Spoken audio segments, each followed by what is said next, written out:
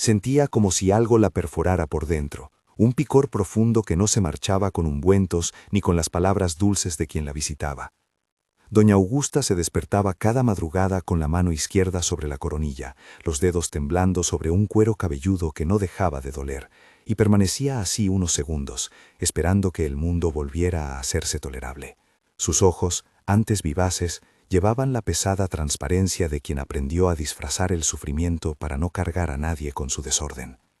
En el apartamento de paredes altas y ventanales que daban a la ciudad, esa pequeña costumbre, acariciarse la cabeza, era la única conversación que sostenía con su propio cuerpo.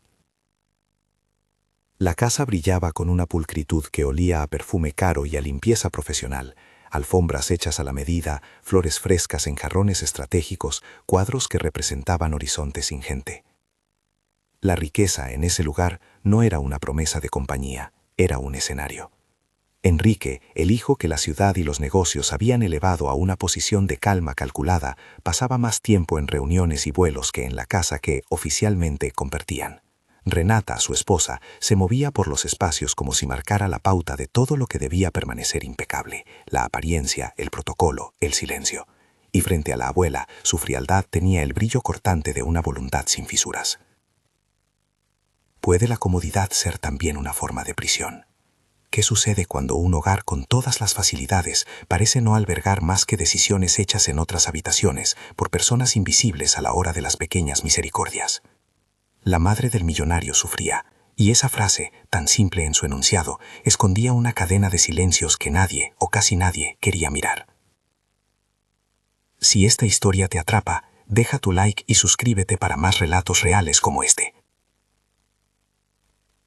El primer gesto que alertó fue nimio, una puntada, un susurro de dolor que doña Augusta resolvía con una mueca y una taza de té que nunca lograba calmar la sensación. Los médicos, consultados con seriedad y profesionalismo, repetían las mismas palabras con variaciones. No hay lesión visible, los exámenes no muestran origen neurológico claro, posible condición asociada al envejecimiento.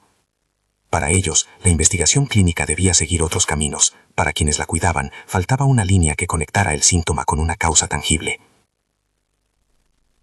En la casa, sin embargo, se notaban cosas que no pertenecían a los expedientes médicos, la ausencia de llamadas verdaderamente afectuosas, la manera controlada en que Renata organizaba las visitas, las instrucciones que pedía a la empleada sobre cómo proteger la tranquilidad del hogar.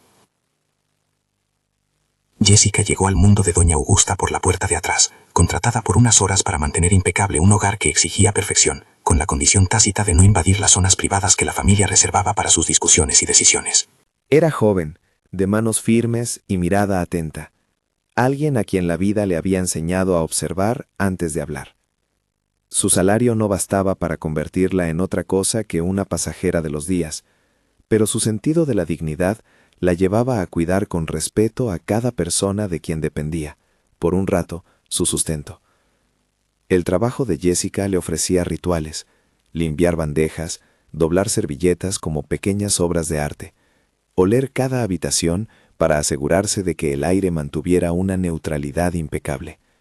En esos gestos repetidos, aprendió también a leer los tiempos de la casa. Aprendió, por ejemplo, que a las 7 de la mañana doña Augusta tomaba su té mirando la avenida y que a las 6 de la tarde prefería quedarse en el salón, lejos de espejos y de conversaciones que la hicieran sentir evaluada. Aprendió que había secretos pequeños que se podían intuir en las arrugas de la ropa, en la forma de colocar una almohada o en la rapidez con que alguien cerraba una puerta. La relación entre Renata y doña Augusta no necesitaba palabras para marcar su frontera. La nuera siempre se movía en la casa con la precisión de quien impone límites. No era una crueldad teatral, más bien una estrategia, el control bajo la apariencia de cuidado. «No te preocupes, amiga», diría Renata con su voz mesurada, cuando alguien se inquietaba por un detalle. Pero en su gestualidad había pequeñas exenciones de compasión que se acumulaban con el tiempo. Un brazo que se retiraba antes de ofrecer ayuda, una mirada que pesaba más que cualquier palabra. En esas grietas, la soledad de Augusta fue creciendo. 2 escenas simples condensan la tensión. Una, un almuerzo donde Renata corrigió públicamente la manera en que la anciana sostenía la cuchara. La otra, una tarde en la que, al peinar la señora, Renata replicó con frialdad que cierta medicación debía ser administrada según mi criterio, como si administrara tiempo y espacio con la misma vara. Enrique, refugiado en compromisos legítimos, recibía informes concisos y aprobaba decisiones sin preguntar demasiado. Su compromiso con los negocios lo volvió ciego a lo que no aparecía en los reportes, la voz que le decía que todo marchaba bien. Jessica, en cambio, escuchaba con el cuerpo. No se permitía grandes intervenciones. Sabía que su papel oficial era mantener la casa, no entrometerse en disputas familiares. Pero la observación se fue transformando en inquietud cuando, en mañanas sucesivas, notó cambios en la manera de tocarse la cabeza de Augusta, una frecuencia que antes no existía, un gesto que pasó de ser un alivio a ser una búsqueda con ansiedad. La limpiadora comenzó a notar mentalmente detalles que luego encajarían como piezas de un rompecabezas silencioso. Las primeras pistas fuera del gesto fueron de una naturaleza doméstica, pequeñas vendas reaplicadas, algún champú que aparecía en la repisa y luego desaparecía, un cepillo que parecía más rígido después de su uso. Nada que por sí solo dijera violencia, pero la suma de esos indicios se transformó en un rumor persistente que Jessica ya no pudo ignorar. La sensación de que alguien interfería con la integridad física de doña Augusta dejó de ser una sospecha abstracta y se volvió un deber moral que pesaba en su conciencia. A diferencia de quienes tenían la autoridad para decidir sobre la rutina de la casa, Jessica no podía ordenar cambios. Su poder consistía en elegir dónde dirigir su atención. Y decidió impedir que el dolor de una mujer anciana fuera convertido en un asunto que por conveniencia la familia escondiera bajo la alfombra de la apariencia. La decisión no llegó de un impulso heroico ni de un plan preconcebido. Fue una concatenación de pequeños momentos. La noche en que encontró a la señora despierta y acariciándose la cabeza con ojos perdidos. La mañana en que vio una mano de Renata acomodar sin piedad una venda en la nuca. El comentario inoportuno de un portero que había escuchado algo sobre cuidar la imagen. Jessica comenzó a armar, en silencio, un expediente de lo visible. Recoger datos, herramientas, momentos en que la casa quedaba vacía de supervisión. Había riesgos, había instrucciones verbales y no escritas sobre lo que podía preguntar una empleada de la casa. Había también el hecho de que tocar cuestiones familiares podía costarle el empleo. Pero las noches en las que veía a Augusta acurrucarse con el dolor la convencían de que no existía obligación más urgente que la de actuar con discreción y firmeza. Ese tipo de coraje no necesitaba espectadores, pedía prudencia. Preparó su breve kit con la sencillez de quien ha pensado las cosas al detalle.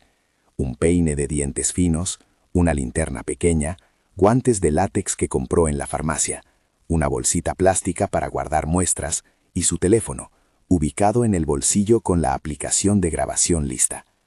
No planeó un enfrentamiento, planeó pruebas. Tenía claro que la evidencia física debía hablar por sí sola. Si un objeto metálico se mostraba donde no debía, ya no habría lugar para las palabras elegantes de alguien que solo buscaba manejar apariencias. Elegir el momento fue cuestión de observar la coreografía de la casa. Renata salía a menudo por la tarde a ocupar reuniones sociales o a supervisar compras. Enrique, por su parte, se ausentaba en viajes.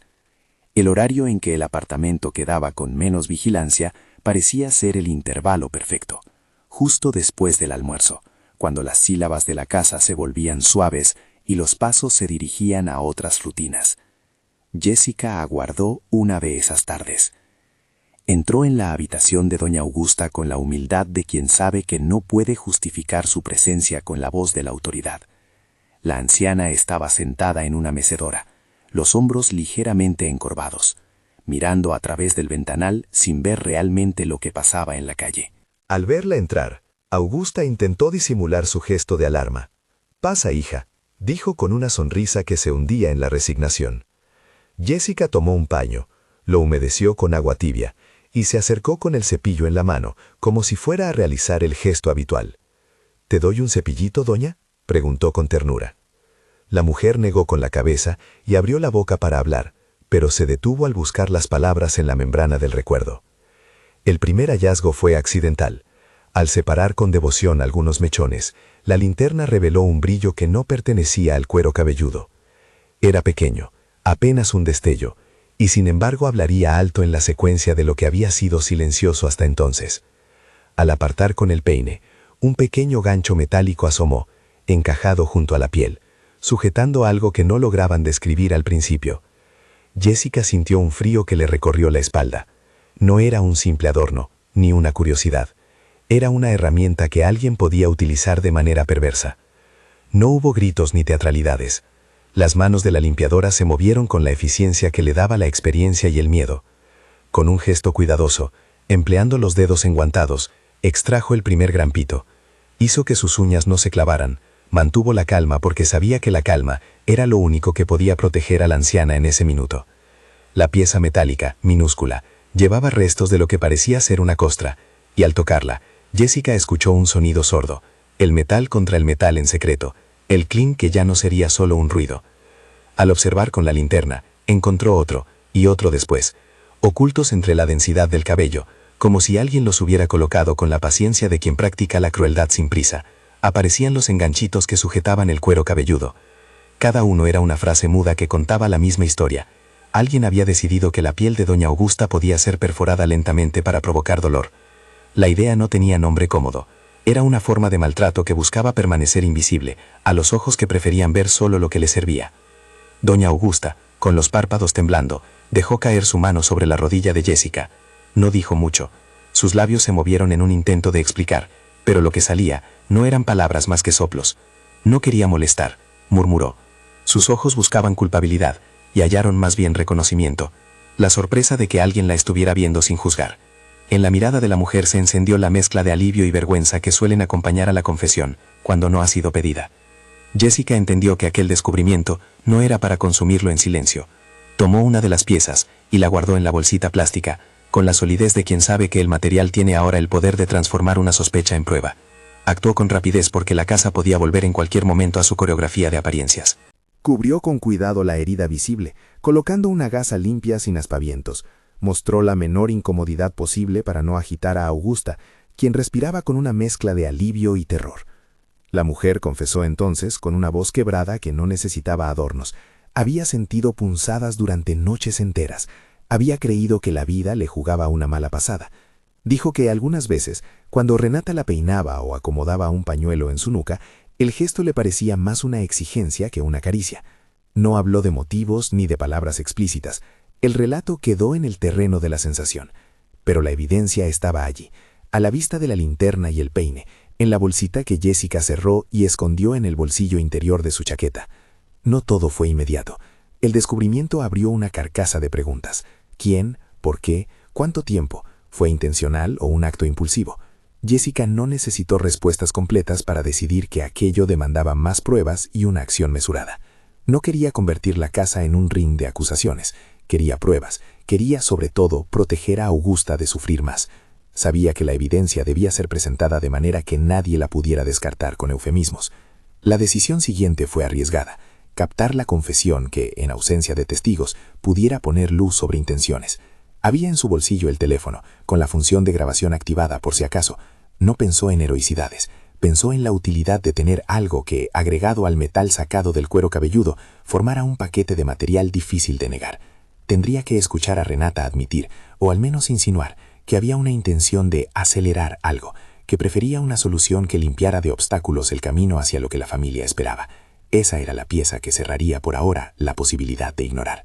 El plan fue sencillo en su trazado. Esperar, no confrontar sin pruebas, no hablar con funcionarios que, sin documentación, podrían tomar decisiones insuficientes, guardar la bolsita, preparar una segunda incursión en la que, si era posible, la conversación fuera capturada. Pero no contaba con la agilidad de los nervios propios, ni con la frialdad de los de la otra parte. Renata volvió antes de lo esperado. La casa no parecía anunciar su regreso. Simplemente la puerta se cerró con una precisión seca que rompió la atmósfera de suavidad que Jessica intentaba proteger. Al entrar, Renata evaluó el salón en un parpadeo de ojos, flor, cojines, cojín mal colocado, y luego vio a su suegra sentada, la gasa en la nuca y la limpiadora cerca, con el cepillo en la mano. La nuera adoptó una sonrisa casi profesional. la que se usa para domesticar situaciones imprevistas. ¿Qué ha pasado aquí?, preguntó con la voz que no permite respuesta inmediata, la que fuerza a explicar, a justificar, a pedir permiso para respirar. Jessica sintió el peso de la mirada de Renata, fría, aguda. En ese peso, la limpiadora comprendió que la confrontación debía ser medida. No se podía permitir un enfrentamiento que acabara en la expulsión y la negación de toda posibilidad de acción posterior. Renata habló con una serenidad calculada. Doña Augusta se ha puesto sensible con los cambios de estación. Hay que ser prudente con los rumores. Todo está en orden, ¿verdad, querida? La frase parecía querer colocar a la anciana en el rol de la exagerada, de quien se cree víctima por vanidad. Augusta dejó escapar un hilo de voz que no sostuvo una acusación. La vergüenza volvía a apoderarse de ella, como una sombra conocida. No obstante, Jessica había traído consigo la bolsita. No la mostró aún. En su lugar, continuó con un gesto profesional. Recogió la gasa con manos discretas y se dirigió hacia la mesa para tomar una caja de analgésicos, un pretexto para alejar la conversación del centro. Renata la observó con una mezcla de reproche y cálculo, como si ya supiera que alguien más había decidido intervenir en su territorio. «Te agradezco por ayudar, Jessica», dijo Renata con una inclinación leve que sonaba a disculpa y a advertencia al mismo tiempo. La nuera se movió con soltura por la casa, tocando un cojín, como quien coloca su huella sobre el control. Sus palabras parecían construir un muro. Las explicaciones serían dadas por ella cuando lo estimara conveniente. Y ahí, en la textura de su voz, Jessica detectó algo que había escuchado en otros relatos: la minimización estratégica, la conversión de la acción en cuidado. La tensión escaló en silencio. Las frases cortas parecían cargadas. Renata dejó caer una observación que no fue quizá deliberada. A veces hay que tomar decisiones difíciles por el bien de todos. Fue una oración que por su vaguedad era peligrosa. Encerraba la posibilidad de justificar casi cualquier cosa. Jessica sintió que la frase no era genérica, era un indicio. Hacía ver que las motivaciones económicas o de tranquilidad familiar podían revestirse con palabras blandas. El adjetivo difícil sonó como una disculpa anticipada de actos que alguien podría preferir no explicar. Jessica tomó el teléfono, aparentemente para revisar un mensaje, pero en realidad activó discretamente la grabadora. No lo hizo con el dramatismo de quien prepara una acusación pública, lo hizo con la calma de quien reúne elementos para que la verdad encuentre forma. La cámara no apuntó con intención inquisidora. La grabación, en cambio, captó la respiración de la casa, las pausas entre palabras, la forma en que Renata elegía lo que decir y lo que guardar. La conversación que siguió fue una danza de indicios. Renata habló de facilitar procesos, de la necesidad de que las cosas siguieran un curso ordenado, de la imposición del mínimo ruido en decisiones que debían tomarse. No usó palabras como herencia o apresurar, pero dejó caer frases que, sumadas al metal hallado, componían una historia verosímil.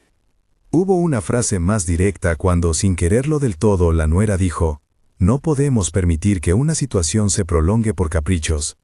Para quien escuchaba con el oído capaz de hilar motivos, la afirmación resonó con una intención punzante. Renata, al percibir quizás la frialdad de la limpiadora, se permitió una súbita ironía. «Tú que estás siempre tan atenta, deberías entender que hay cosas que no conviene airear». Fue una amenaza enmarañada en un comentario de superioridad, un intento de establecer quién tenía poder sobre la narrativa de la casa. Jessica, acorralada por la prudencia y la urgencia, respondió con una calma que no era su misión. «Si alguien sufre, no se puede ocultar. No vine a juzgar, vine a ayudar».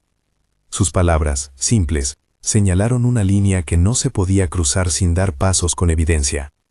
La conversación se tensó, los tonos se volvieron menos templados. Renata, con la máscara de cordialidad rota, dejó salir una advertencia velada. «Cuidado con lo que publicas, con lo que repites fuera de estas paredes». La frase fue tanto una petición como una amenaza. No hubo contacto físico. Las armas aquí eran otras: reputaciones, silencios y la capacidad de desplazar culpabilidades con una frase bien puesta. Al final de la charla, con una sonrisa que no alcanzaba los ojos, Renata salió de la habitación. La puerta se cerró con un clic que sonó definitivo. Jessica, en el silencio posterior, revisó la grabación. Allí estaba, imperfecta pero valiosa, la voz que había dejado filtrar una intención. Escuchó también la respiración contenida de Augusta, y la sensación de que a partir de ese momento, la casa no podría seguir su curso sin que algo cambiara. Guardó la bolsita con los grampos en su rincón más seguro. El teléfono se quedó con la grabación que no era completa, pero sí indicativa. Al plegar los guantes y limpiar con cuidado la cama, pensó en los pasos siguientes: hablar con Enrique, con la policía, con alguien que tuviera el poder de ordenar una investigación. Pero el planteamiento no era simple. Enrique estaba ausente con frecuencia, y la policía no actúa sin documentos y testimonios claros. Además, la idea de que una trabajadora presentara una denuncia frente a una familia adinerada tenía, en el imaginario social, un costo. Jessica debía elegir con estrategia. Decidió que lo prudente era reunir más pruebas, y en la medida de lo posible, no dejar a Augusta a merced de nuevas intervenciones. También sabía que la exposición de la verdad podía desencadenar una respuesta veloz y hostil de Renata, alguien dispuesta a proteger su esfera de control. La limpiadora, sin embargo, tenía algo que no poseía la nuera: la mirada del que ha visto, y no quiere mirar hacia otro lado. Esa mirada, combinada con la evidencia, sería su aliada. Al anochecer, cuando las luces de la ciudad comenzaron a prenderse como puntos de un mapa distante, Jessica cerró la bolsa y la escondió en un cajón que nadie revisaba. Encendió la lámpara de su cuarto de servicio, y por primera vez en varios días, dejó que la tensión le pesara en el estómago. Había hecho lo necesario para que una sospecha tuviera forma. No obstante, sabía que la dificultad no residía ya en encontrar pruebas, sino en entregarlas donde contaran. La noche avanzó con un ruido doméstico constante: el ascensor, el portero que conversaba con la seguridad, el rumor apagado de un coche que pasaba. En su cama pequeña, Jessica repasó mentalmente la estrategia. Podía llamar a Enrique y confiar en que la palabra de su madre le llegaría con la fuerza necesaria. Podía también dirigir sus pasos hacia la policía, llevar la bolsita, pedir que se registrara una denuncia. Pero sabía que en ese paso habría quien dijera que las piezas no eran suficientes, que la palabra de una empleada podía ser puesta en duda. Su reflexión fue interrumpida por la memoria de los ojos de doña Augusta, llenos de gratitud y de un silencio que pesaba más que cualquier reproche. Allí, en ese brillo, Jessica comprendió que la decisión moral había dejado de ser solo de ella. Pertenecía ahora a quienes tendrían que escuchar. No estaba segura de la reacción de Enrique, ni de la rapidez de la justicia, ni del alcance de la prensa si alguien decidiera abrir la historia al público. Lo único cierto era que la evidencia existía, y que si no actuaba, la anciana podría seguir siendo herida en la intimidad de su propio hogar. Por eso, esa noche, mientras la ciudad respiraba y la casa guardaba sus secretas coreografías, Jessica tomó la decisión de preparar un paquete de pruebas compacto: la bolsita con los grampos, la grabación editada para destacar los fragmentos más claros y un registro cronológico de los momentos en que había percibido comportamientos extraños. No era la venganza la que la impulsaba, era la responsabilidad de quien ha visto una injusticia y no la puede dejar que se vuelva rutina. Sin embargo, había un factor imponderable. La llegada de alguien inesperado podía truncar la estrategia, y la casa, con sus itinerarios predeterminados, conservaba siempre la posibilidad de sorpresa. Aquella noche, cuando Jessica guardó la última luz y se permitió respirar, no sabía que en pocos días, la acción que había iniciado con manos temblorosas y una bolsita de plástico, desencadenaría una serie de reacciones que nadie en esa vivienda, ni siquiera ella, podría prever por completo. Los dos caminos, la continuidad del silencio y la búsqueda de verdad, estaban ahora separados por un hilo muy fino. Jessica sabía que bastaba un paso firme para atravesarlo, pero también entendía que cruzar implicaría enfrentar fuerzas organizadas para mantener la apariencia. En la soledad de su cuarto, con el teléfono cargado y la grabación a un clic de distancia, pensó en su propia vida, en las jornadas largas, en las facturas que a veces se acumulaban, en su madre que esperaba llamadas. Sabía que tomar el camino de la denuncia iba a exponerla, pero comprendía, más fuerte que cualquier cálculo, que no denunciar era traicionar a la anciana que le había confiado, en gesto mudo, su confianza. Así fue como, en la oscuridad, Con la ciudad reducida a sus luces, Jessica terminó de preparar el paquete que la convertiría, sin pedirlo, en el centro de una verdad que empezaba a golpearse contra la fachada impecable de una casa que no quería dejar ver sus grietas. Al amanecer del día en que Jessica decidió actuar, la casa parecía respirar con una tensión contenida, como si las paredes mismas supieran que algo estaba por romperse. Llevó el paquete con cuidado, lo colocó bajo el abrigo y bajó por el montacargas de servicio con el corazón a un ritmo que no dejaba espacio para dudas. La calle estaba todavía húmeda por la noche anterior. El portero la saludó con un gesto corto y ella devolvió la cortesía sin explicar nada. No quería que la noticia se filtrara antes de tiempo. Sabía que cuanto menos se supiera, mejor podría proteger a Augusta. Primero fue el teléfono. Marcar sin apresurarse, hablar con claridad, evitar dramatismos. Ese era su plan. Cuando Enrique contestó, la voz del otro lado sonó habitual, una mezcla de negocios y cortesía, pero en cuanto Jessica mencionó a su madre, esa frialdad midió el asunto de otro modo. Él le pidió calma. La distancia de la llamada no permitía comprender el peso de las palabras. «Tranquila, te escucho», dijo. Jessica le explicó en voz baja lo que había encontrado, enumeró los grampos, describió la sensación de la señora y al final dejó sonar la palabra que todo lo cambió. «Grabé a Renata». Hubo un silencio largo. A través del teléfono llegaron palabras que oscilaban entre la incredulidad y la necesidad de saber más. Enrique, primero, buscó razones que hicieran plausible cualquier otra interpretación, cambios de medicamento, una mala noche. No estaba preparado para la posibilidad de que aquello viniera desde dentro de su casa. Había algo en su disputa interna, la imagen que proyectaba al mundo y la pequeña grieta que las evidencias comenzaban a abrir. Prometió volver esa tarde. No juró acusar. Dijo que vendría, que hablaría con su madre y que revisaría lo que fuera necesario.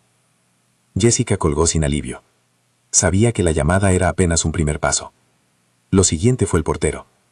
Pasó por su mostrador con una educación trabajada, una bolsa, 2 palabras, una petición que no parecía extraordinaria, pero que en su naturaleza era un pedido de lealtad. ¿Podría revisar por favor unas cámaras? No es nada malo, solo necesito confirmar entradas y salidas de la casa la semana pasada. El trabajador, un hombre de mediana edad que había visto muchas escenas y pocas sorpresas, clavó los ojos en ella y asintió. No pidió explicaciones. Tal vez había aprendido que los edificios guardan secretos que no conviene enjuiciar en voz alta. El portero revisó las cámaras y devolvió una hora. Unas imágenes donde se veía a Renata entrar y salir en horarios que coincidían con las veces en que Jessica notó vendas nuevas. No había una escena flagrante, solo movimientos domésticos. Las cámaras no mostraban acercamientos extremos ni manos ensangrentadas. Mostraban rutina. Pero la rutina, puesta lado a lado con los objetos extraídos del cuero cabelludo, creó un mapa de tiempos que ya no podían ser ignorados. El portero imprimió un fotograma y lo entregó en un sobre discreto. «Para cuando lo necesite», dijo. Su voz fue un gesto de complicidad pequeña que, sin embargo, pesó mucho. Esa misma tarde, Enrique llegó antes de lo esperado. Entró con la ropa de viaje aún en los pliegues, la barba de 2 días y una expresión que mezclaba cansancio y prisa. Al ver a su madre en la sala con la gasa visible y a Jessica de pie junto a la mecedora, la sorpresa le cruzó el rostro. Hubo una pausa, ese silencio que mide la gravedad antes de nombrarla. Renata, al verlo, se movió con la seguridad coreografiada de siempre. Un movimiento para recolocar un florero, una palabra interpuesta para llenar el espacio. Su sonrisa fue automática. El coral de la casa volvió a su lugar por un segundo. Enrique saludó, y en sus ojos se vio el desconocimiento de quien confía en los informes y no en las atmósferas. La conversación empezó con prudencia. Jessica, con la bolsa en la mano, explicó lo mínimo: los grampos, la grabación. Mostró la bolsita primero. El metal, pequeño, parecía insólito en ese set de lujo, acostumbrado a joyas alajadas, no a objetos que provocan daño. Enrique tomó la bolsita con una rareza palpable. La sustancia del elemento no se correspondía con la narrativa de su casa. «¿Estás segura?», preguntó al final, como quien pide una aclaración que le permita cerrar el escenario. Su voz era de alguien que ya no entiende la estabilidad del mundo que siempre lo sostuvo. Jessica le ofreció el teléfono. «Escuche esto», dijo. Pulsó la parte que necesitaba. El fragmento en que Renata, con esa mezcla de mesura y amenaza, deja filtrar la necesidad de no prolongar situaciones y la advertencia contra airear cosas. La reproducción llenó la sala. Sonó la voz, simple y templada, esa que suele dominar las habitaciones con la facilidad de quien controla la puesta en escena. Enrique la reconoció en un segundo. También reconoció la mirada de su madre, que por primera vez en mucho tiempo se le dirigió con la exigencia de una verdad que no admitía excusas.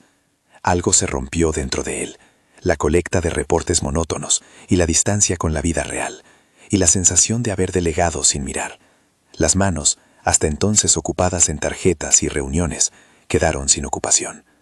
Renata reaccionó como quien maneja una crisis con guión aprendido. Negó con precisión clínica, habló de malentendidos, de culpa de la edad, de una necesidad de disciplina que a veces se malinterpreta. Intentó restituir la normalidad con frases tranquilizadoras, con el tono que use a menudo para ordenar, más que para explicar. Enrique la escuchó. Fue un instante en que la casa misma sostuvo la respiración, esperando su decisión. «Tenemos que llamar a la policía», dijo él sin previo aviso, y fue la frase que desencadenó todo. No habló de juicios, sino de averiguaciones. «Esto merece una investigación», añadió, como quien hace un gesto de reparación.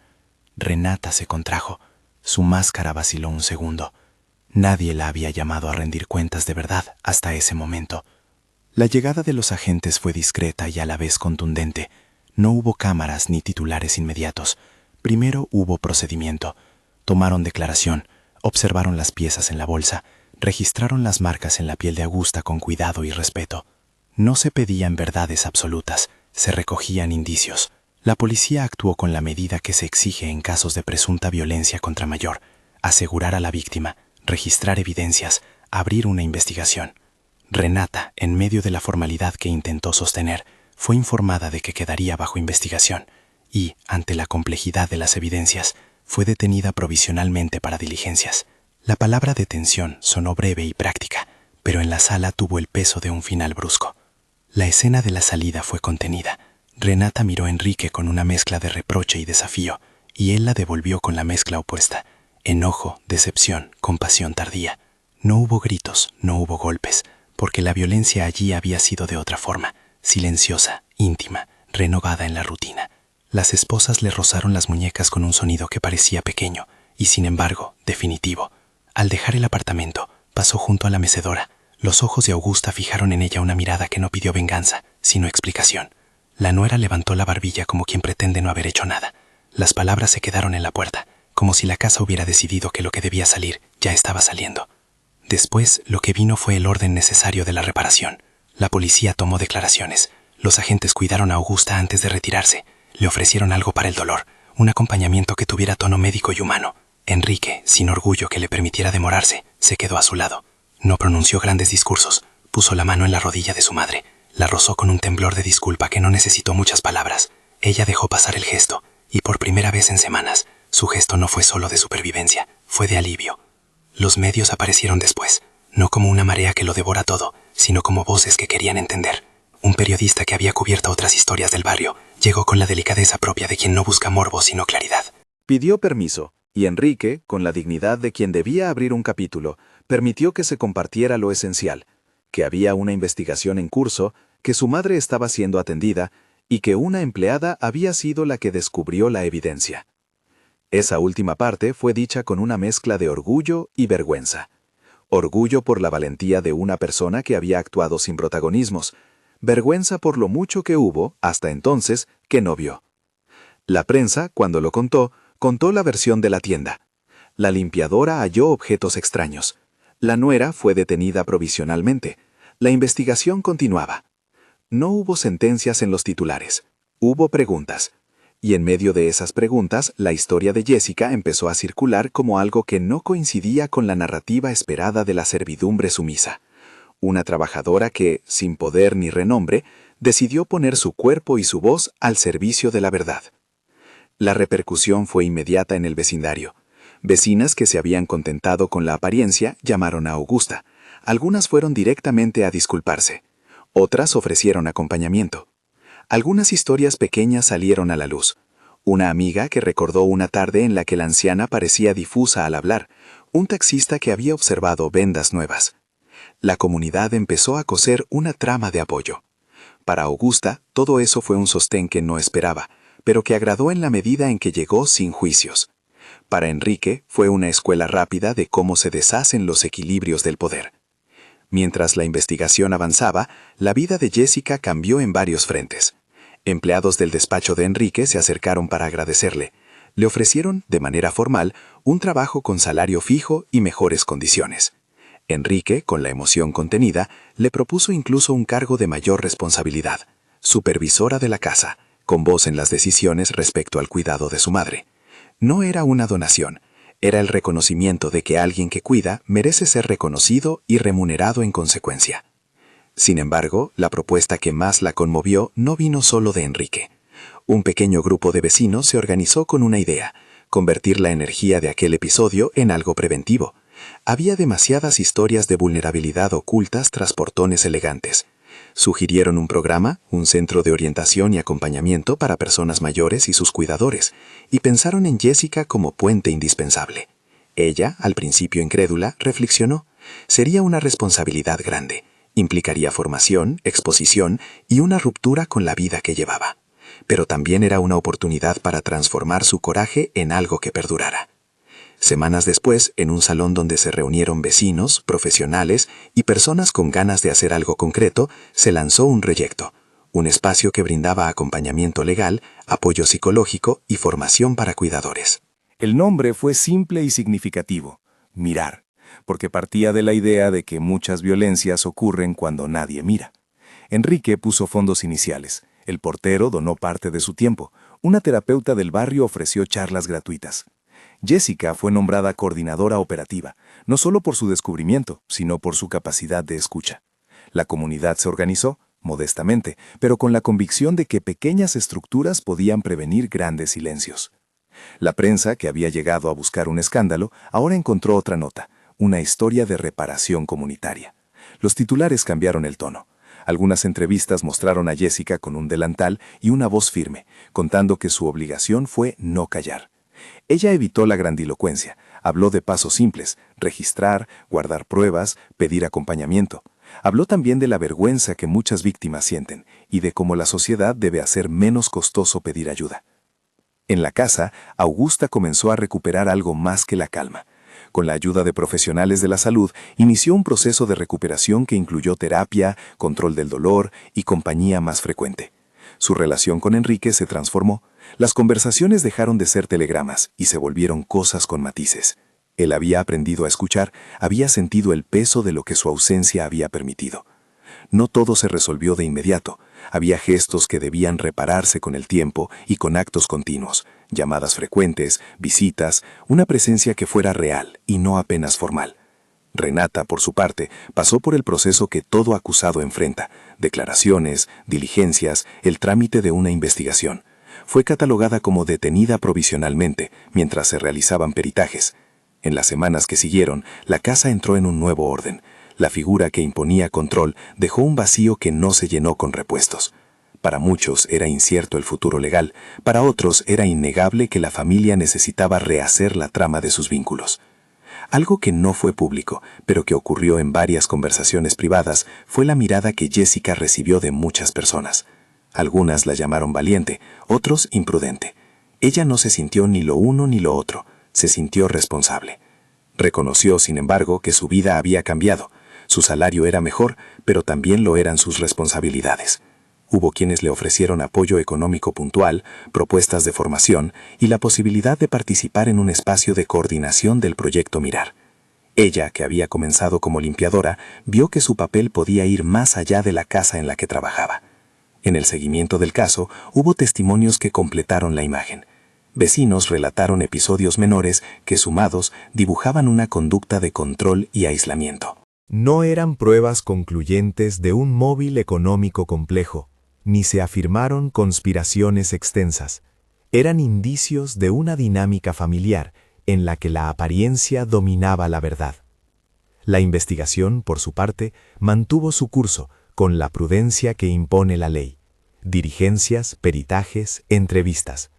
La narrativa pública evitó hacer afirmaciones más allá de lo que se podía comprobar. Quedó claro que ciertos procesos no se resuelven en una semana. Justicia y reparación tomaban caminos distintos. La primera tramita pruebas, la segunda, la vida. Un mes más tarde, en un acto que se celebró con discreción, algunos vecinos, profesionales y la propia familia se reunieron en el salón de la casa para acordar medidas de protección permanentes para Augusta. Enrique firmó un documento que establecía protocolos de visita y cuidado, y prometió invertir en la formación de personas encargadas del acompañamiento. Dijo que no podía devolver el tiempo, pero que quería construir un presente más atento.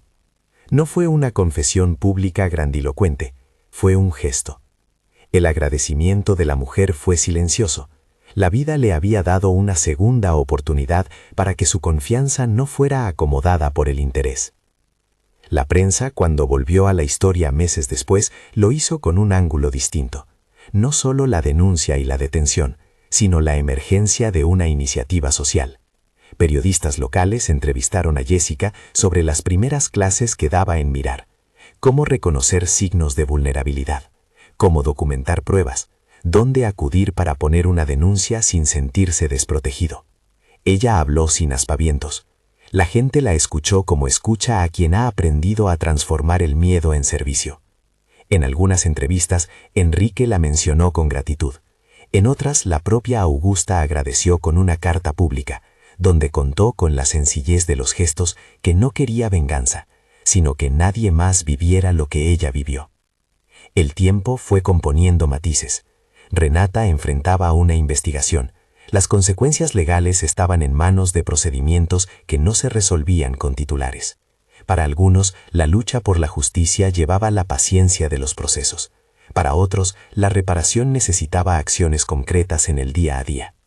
En ese mapa, la verdad no fue un acontecimiento único, sino una práctica: cuidado, vigilancia, acompañamiento y formación.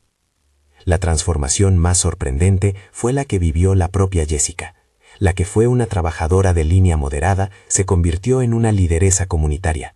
Su salario mejoró, claro, pero lo que aumentó más fue su agencia, la posibilidad de decidir, de hablar en nombre de otros y de proponer políticas mínimas de protección para quienes cuidaban a mayores. Fue invitada a charlas en centros vecinales, participó en mesas donde se discutieron protocolos y en un gesto que la honró, recibió una mención del municipio por su participación en la sensibilización. Ella, siempre reacia a los focos, habló con la voz que ya no temía, una voz forjada en la observación y en la responsabilidad. En una tarde de otoño, ya con las hojas en el pavimento y la ciudad con un ritmo menos frenético, Jessica fue a visitar a Augusta con unas galletas caseras. Entró en la sala y la encontró leyendo un libro con atención, algo que antes no se veía con frecuencia. Se sentaron juntas. La conversación fue simple: recuerdos, intercambios sobre la vecindad, risas pequeñas. Fue una escena que marcaba una reparación posible, no la de borrar el daño, sino la de construir junto a él un nuevo modo de convivencia. Enrique, más presente, observó desde la distancia esa escena con una mezcla de alivio y asombro. Había aprendido que la imagen pública no es billete para la verdad, y que la proximidad trae costes y oportunidades. A veces lo llamaba a su madre para preguntar por una receta, otras para decir que asistiría a una de las charlas de Mirar como oyente. Las relaciones ahora eran otra forma de trabajo, menos automáticas, más atentas. La comunidad, por su parte, continuó tendiendo redes. Mirar se convirtió en un lugar referencial para algunos casos, no por salvar a todos, sino por mostrar que la denuncia y la prevención son caminos posibles. Se creó un número de teléfono para asesoría, se organizaron talleres con enfermeros y asistentes sociales, se ofreció formación básica en documentación de pruebas y protocolos de seguridad para quienes trabajaban en casas grandes y pequeñas. La iniciativa nacida del coraje de una limpiadora y de la indignación contenida de una vecindad se volvió práctica. No erradicó la violencia, la mitigó. Hubo quien criticó la exposición mediática, hubo quien elogió la recompensa pública. Fueron debates válidos. En medio de todo eso, una certeza se hizo presente para quienes vivieron el proceso de cerca, que a menudo la diferencia entre permitir y detener un daño está en la atención de alguien dispuesto a ver. Esa atención, en el caso de Augusta, tuvo nombre y apellido: Jessica. Los días cerraron con la idea de que la reparación no es un punto final, sino un camino. La investigación continuaba en el marco legal. En algunos momentos fue lenta, en otros precisa. Para la familia, lo importante fue recomponer la trama cotidiana de la casa y sostener a la anciana en su dignidad. Para la comunidad, lo importante fue no dejar el caso como una anécdota. Para Jessica, lo importante fue seguir trabajando y formar a otras personas que, como ella, podrían convertirse en ojos y manos que protejan. En una sala improvisada del centro comunitario, meses después, se celebró un encuentro pequeño pero lleno de ojos atentos. Jessica habló de cómo empezó todo, de las puntadas, del peine, de la bolsita de plástico. No lo contó con dramatismo, lo contó con la calma de quien cuenta algo inevitable. Dijo que el miedo se puede medir, pero que la vergüenza es el que más paraliza. Les pidió a quienes la escuchaban algo simple y urgente: que miraran más, que registraran, que no minimizaran. Si algo te hace pensar que algo no está bien, pregúntalo, dijo. No esperes a tener pruebas perfectas. Guarda lo que veas, pide ayuda. Al salir de la sala esa tarde, una señora se le acercó con la voz temblorosa y le tomó la mano. Gracias, dijo. No hubiera sabido qué hacer. Jessica apretó esa mano como si fuera la forma de entender que sus acciones importaban más allá de su casa. No le gustaban los halagos, prefería el trabajo. Pero en la mirada de esa mujer leyó lo que su acción había abierto: una posibilidad de respuesta. La historia de doña Augusta y de la limpiadora que descubrió algo extraño en su cabeza no fue un episodio que terminó con un titular sensacionalista. Fue un conjunto de decisiones pequeñas que, puestas juntas, provocaron cambios. La nuera fue detenida provisionalmente y la investigación avanzó. La familia se enfrentó a la necesidad de mirar sus responsabilidades. La comunidad creó redes de protección. Ninguno de esos resultados borró el daño, pero dieron forma a una reparación que siguió su curso día a día. Al recordar esos días, la anciana no pidió justicia con rabia. Pidió que nadie más hubiera que pasar por el silencio que ella cargó. Enrique aprendió a preguntar más, a no delegar lo humano en informes. Jessica aprendió que la dignidad puede ser defendida con prudencia y pruebas, y que a veces de una bolsita de plástico sale una historia que cambia vidas. ¿Qué harías tú si vieras algo parecido? ¿Te quedarías en silencio o buscarías pruebas? La pregunta queda flotando no como condena, sino como llamada a la acción: mirar cuando nadie mira. Comparte este video si crees que nadie debe sufrir en silencio. Cuéntanos en los comentarios. ¿Tú habrías tenido el coraje de Jessica?